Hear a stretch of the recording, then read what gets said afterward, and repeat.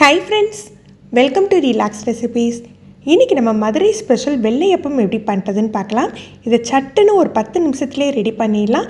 நல்ல புசு புசுன்னு லைட்டான ஒரு இனிப்போட அருமையாக இருக்கும்.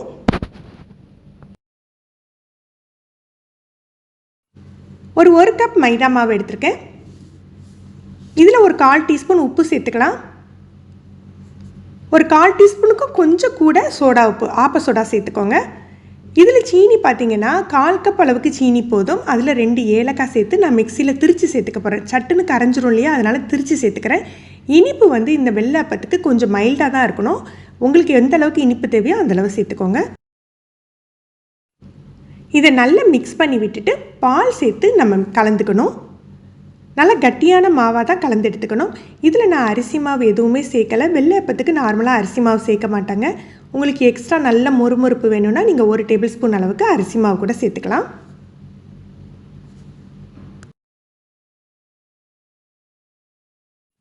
இதை ஒரு 2 நிமிஷம் நல்ல கையாலேயே அடித்து கலந்து மிக்ஸ் பண்ணி எடுத்துக்கோங்க. பதம் பார்த்தீங்கன்னா இந்த மாதிரி இருக்கணும். உங்களுக்கு ரொம்ப கட்டியாகவும் இருக்கக்கூடாது, ரொம்ப தண்ணியாகவும் இருக்கக்கூடாது. கையால் எடுத்து போடையில் நமக்கு ஈஸியாக விழுற மாதிரி இருக்கணும்.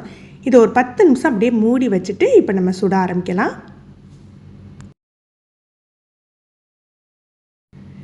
கையில் லேசாக தண்ணி தொட்டுட்டு நீங்கள் எடுத்திங்கன்னா நல்லா எடுக்க வரும். இந்த மாதிரி எடுத்து போட வேண்டியதான்.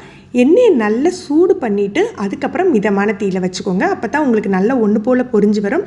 தீ ரொம்ப அதிகமாக இருந்ததுன்னா நம்ம சீனி சேர்த்துருக்கிறதுனால சீக்கிரமாக கருத்து போயிடும்.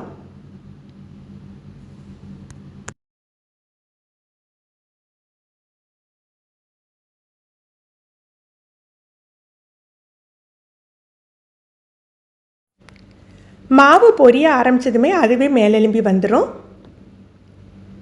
நல்ல மிதமான தீயில பொன் முறுவல் ஆகிற வரைக்கும் நம்ம பொரிச்சு எடுத்துக்கலாம்.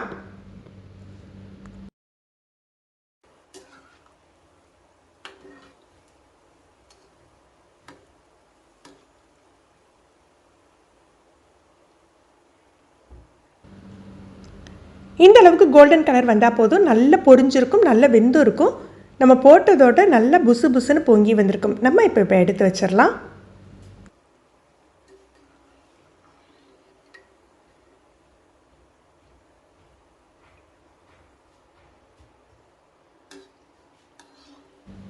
ஃப்ரெண்ட்ஸ், நீங்களும் இந்த வெள்ளை அப்பம் ட்ரை பண்ணி பாருங்கள். எண்ணெய் அதிகமாக குடிக்காமல் மைல்டான ஒரு இனிப்போட ரொம்ப நல்லாயிருக்கும்.